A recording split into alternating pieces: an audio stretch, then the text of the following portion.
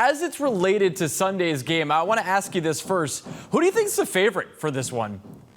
Yeah, it's interesting. And if you look at the odds, it's razor thin. I think the Patriots are laying 1 point, which makes them a slight home favorite. But you go back to when these lines open, and it's typically a couple of weeks prior to the game kicking off. The Dolphins were actually favored by over a field goal. And of course, that's because of Tua Tagovailoa, and they were thinking that he was obviously going to be a part of it. Since he suffered that concussion and now on IR, things have dramatically shifted in favor of the New England Patriots. They have their starting quarterback. They have the bones of what they want their football team to look like coming into this game, as opposed to the Miami Dolphins, who will be starting Tyler Huntley in this game. And as you saw on Monday night, it's a little touch and go there offensively, certainly not the same as when they have their $50 million a year quarterback in Tagovailoa under center. So the Patriots are a favorite, but it also kind of feels like they're a favorite by default because of that injury. We'll get into the specifics as it's related to the Dolphins offense, but Tyler, every week you and I talk about this Patriots offensive line and really how detrimental this unit has been to the team this year. Now they're without their center and David Andrews for the rest of the season. So how do you think the team is going to try to fill that void? Yeah, the hits keep coming along that offensive line. And you're right. It's something that we've talked about for months now, dating back to the summer. A huge concern. And really, that was about the tackle positions to see kind of how that would shake out. But now you're losing your mainstay for the season in David Andrews. And it's twofold, right? You ask how they're going to replace David Andrews. Well, on the field, it's going to be Nick Leverett. He came in under duress against San Francisco last week, played well. And I think that he will be fine in that role. But you also have to throw in the fact that David Andrews is a captain and arguably the captain on this team. And so now you've lost two significant captains on this team, David Andrews and Juwan Bentley, for the season, which is something that for a first-year head coach, a young team, that's a huge loss for them. So you kind of look to see which players will be able to step up. Obviously, like Jacoby Brissett and the other captains on this team will step up. I'll be curious to see if the Patriots name another captain, very similar to what they did with Bentley going out and elevating Kyle Duggar as a captain. I'm curious to see how that goes. But as you know, it's just another question that we have along this offensive line. Nick Leverett should be fine, like I said, but still, you would certainly love to have David Andrews going forward, but you don't. And Tyler, one part of the conversation about the Patriots is the fact that their number 3 pick in Drake May hasn't played, and a big reason behind that is because of the issues on that offensive line. And again, now they're without David Andrews for the rest of the season. So what do you think the Andrews injury means for Drake May's chances of playing this season? Well, Drake Mayo was asked that question point blank. What does it mean for the developmental plan of Drake May? And he said that they're independent of each other, that they don't necessarily correlate. It is a separate issue. Whenever Drake is ready to play, he will play. Now, that's what Drake Mayo is saying. That's what the organization is saying. What you and I can parse and try to decipher is, do they actually mean it? Or is that just something that they need to say publicly to kind of keep things the status quo?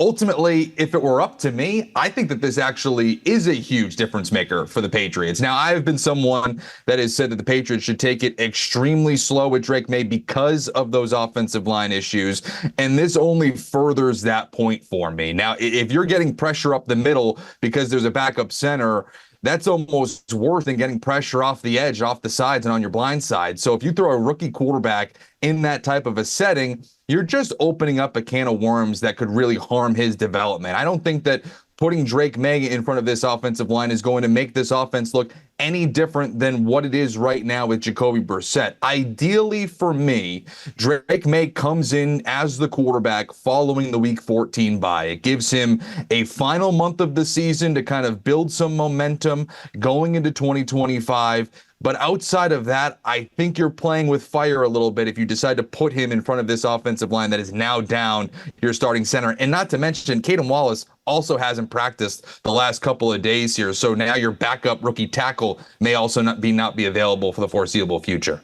And Tyler, the hard part about this is that we're starting to hear about a little bit of an unrest in that Patriots locker room about the fact that Drake May hasn't been out there to play, and obviously it's a coaching and front office decision as to why he's not out there, but you're starting to see it trickle out a little bit now that the Patriots players are a little frustrated that the guy that could help their offense hasn't been given a chance by the coaching staff to play thus far. So we'll see how that ultimately shakes out. We'll keep moving on here. Jerod Mayo did say this week that he's giving strong consideration to giving Antonio Gibson more reps at running back than Ramondre Stevenson. And we know how Ramondre has struggled with the fumbles this year. How do you expect this to shake out on Sunday?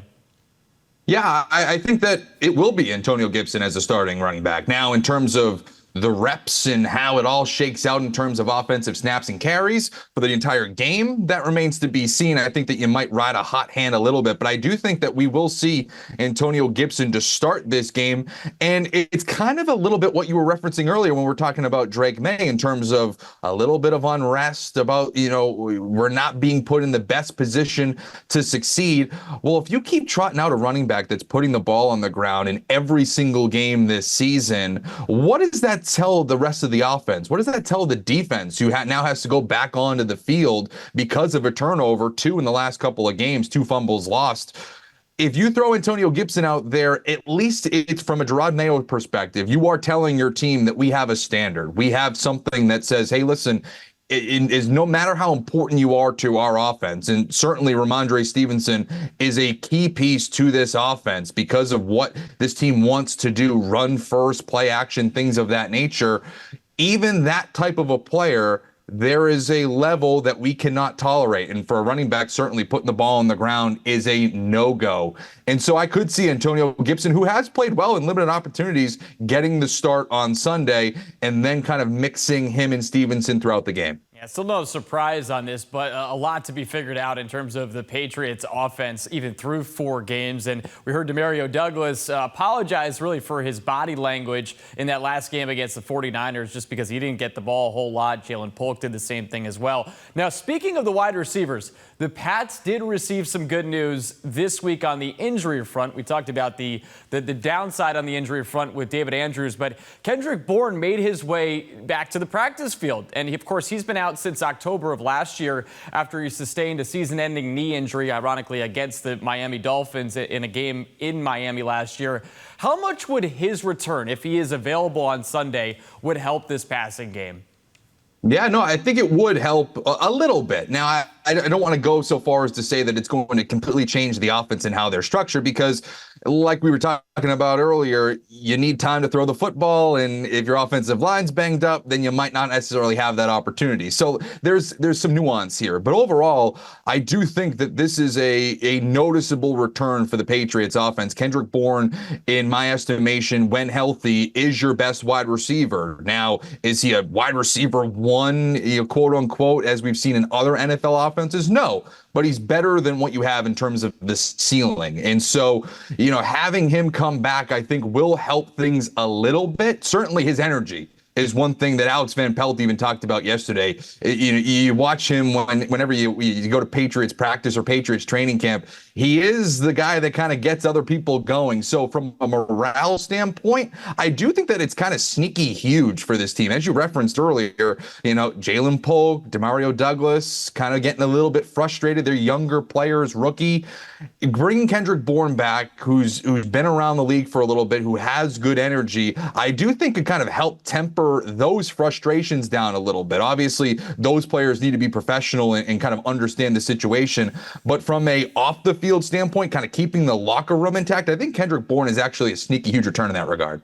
Regardless of his status, so we'll find out more from Jerod Mayo later, coming up today, roughly around 10 a.m. He'll have a chance to speak to the media. I don't think we'll have to worry about this being a shootout, because the Patriots are 31st in the NFL in points per game. The Dolphins are dead last at 32nd, and the Dolphins are now on their 4th quarterback. You mentioned Tyler Huntley's name a little bit earlier, but yeah, he is the 4th quarterback that the Dolphins have now utilized this year. How do you expect this Dolphins offense to look against the Patriots? Yeah, I don't think we're going to be seeing 60-plus points like we did on Thursday night between Atlanta and Tampa Bay. I don't think it's going to be that same game. If you watch that and then what we're projected to see on Sunday, I think you might think they're different sports, but that's, again, where both of these teams are at currently. I think that this is going to be an interesting game because I think a lot of people expect the Dolphins to kind of struggle, and I do too offensively, because what we saw on Monday night, short week coming up to New England, that's going to be difficult. And the Patriots have roughly their bones intact on offense, obviously outside of the offensive line with David Andrews excluded. I think this is going to be kind of a defensive effort for both of these teams. And one thing that concerns me for the Patriots is that this Dolphins defense, yes, they did just lose Jalen Phillips, a key piece to their front, but they're very good on third down. Number 1 in the NFL in opponent third down conversion rate. They allow the fewest third down conversion rates in the NFL through the first month. And for a Patriots team that ranks 24th already on third down, I have a little bit of concerns because I think that this might be one of those games where one big play kind of dictates the entire afternoon. It's very similar to what we saw earlier this season with DK Metcalf breaking off a huge touchdown, and that was kind of, one of the key swings in that game. I kind of wonder if that's going to be the story of this game. And if you have Tyreek Hill, if you have Jalen Waddle, I have a little bit of concern here. So the Patriots defense kind of needs to be locked in, or else they may be in trouble for an upset. I'll put you on the spot here, Tyler. Who finishes ahead of the other? Do the Patriots finish ahead of the Dolphins this year in the standings, or vice versa? I think it will be the Dolphins because from all reports that we've seen thus far, Tua Tagovailoa seems like he's going to come back. Obviously, this is a very sensitive situation with his head injury, but I believe there was a recent report from ESPN saying that he was symptom-free and could be ready to return when he is eligible to come off IR in Week 8. So if that's the case, well, then you have a $50 million a year quarterback under center for one team and Jacoby Brissett's on the other. I think that might be the story there for the standings in the AFC East. Well, the Patriots can jump ahead of the Dolphins if they can pull out a victory on Sunday. Tyler Sullivan, as always, appreciate the time. Thanks for joining us. And, of course, you can read Tyler's work on CBSSports.com.